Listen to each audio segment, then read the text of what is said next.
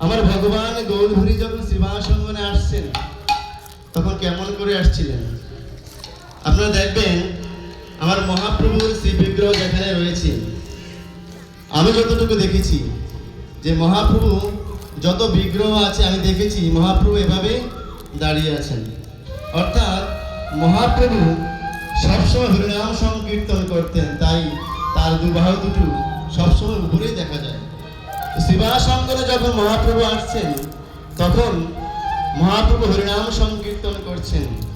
তো মহাপ্রভু সেই হরিনাম সংকীর্তন শ্রবণ করে সেখানে যত ভক্তবৃন্দ ছিলেন তারাও মহাপ্রভুর সঙ্গে হরিনাম সংকীর্তন করছেন।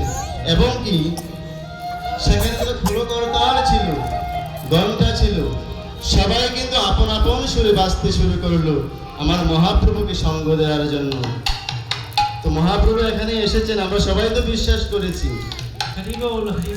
যাদের বিশ্বাস হয়েছে আমি মায়েদেরকে বলছি